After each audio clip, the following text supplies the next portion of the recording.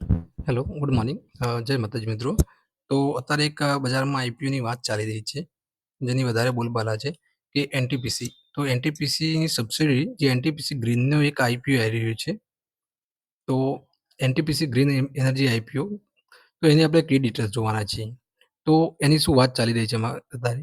તો NTPC green એનર્જીનું જે ડીઆરએચપી એટલે કે જે પહેલું સ્ટેપ હોય આઈપીઓનું, ગમે તે આઈપીઓ આવે તો એનું જે પહેલું સ્ટેપ છે એ છે ડીઆરએચપી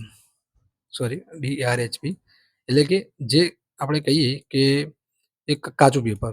તો ગુજરાતી ભાષામાં વાત કરીએ તો કાચું પેપર એક આ સેબીને એનટીપીસી એ મોકલી આપ્યું છે. તો અત્યારે સેબી ચેક કરશે આઈપીઓ બજારમાં લાવવા લાયક છે કે કંઈ મિસ્ટેક છે, તો એને કરેક્ટ કરવાનું કહેશે. તો એક ડીઆરએચપી જે પહેલું સ્ટેપ હોય એ ફાઇલ થઈ ચૂકી છે સેબીમાં આપવામાં આવ્યું છે.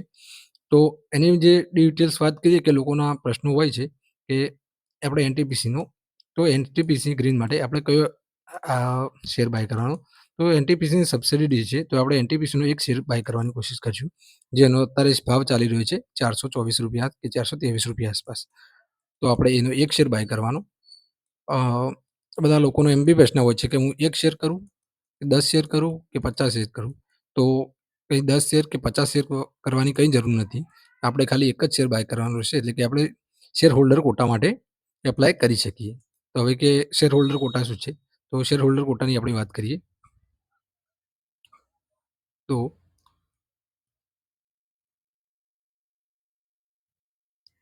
આમાં અલગ-અલગ અ,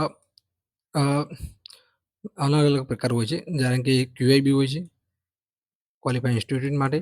પછી એચએનઆઈ, એમાં બી સ્મોલ એચએનઆઈ અને બિગ એચએનઆઈ. પછી એક કોટા હોય છે જે રિટેલ કેટેગરી માટે, અને એક કેટેગરી હોય છે ક્યુઆઈબી એચએનઆઈ, સ્મોલ એચએનઆઈ રિટેલ માટે, અને એક એમ્પ્લોય માટે બી હોય છે, એમ્પ્લોઈઝ માટે, બરાબર. અને એક જે કેટેગરી હોય છે એ હોય છે શેર હોલ્ડર માટે.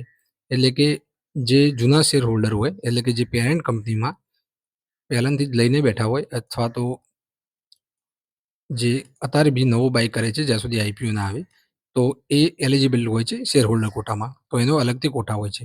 તો એના બી શેર હોલ્ડર કોટામાં બી જે ફાયદા છે આપણે જણાવશું. તો એનટીપીસીની સબસિડી કંપની છે, તો આપણને ખબર પડે છે જેનો આપણે એક શેર બાય કરવાનો છે.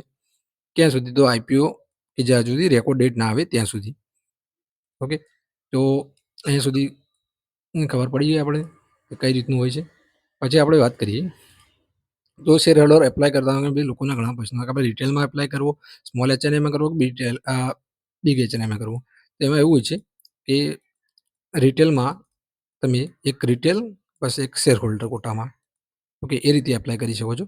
એટલે કે રિટેલમાં બી કરી શકો છો, શેર હોલ્ડરમાં કોટા હોય છે. બીજી એચએનઆઈ છે, એટલે કે એચએનઆઈ કેટેગરી, અને એક હોય છે શેર હોલ્ડર કોટા છે. તો એચએનઆઈમાં તમે સ્મોલ એચએનઆઈમાં કરી શકો છો, સ્મોલ એચએનઆઈમાં કરવાનું રહેશે. અને જે હોય છે એ શેર હોલ્ડર કોટામાં. એટલે કે રિટેલમાં હું કેટલા લોટ કરી શકું? તો રિટેલમાં જે 13-14 લોટ હોય એ બી તમે કરી શકો છો, અને શેર હોલ્ડરમાં 13-14 લોટ હોય એ બી કરી શકો છો. જો પૈસાની કમી હોય તો એક લોટ તમે રિટેલમાં બી કરી શકો છો.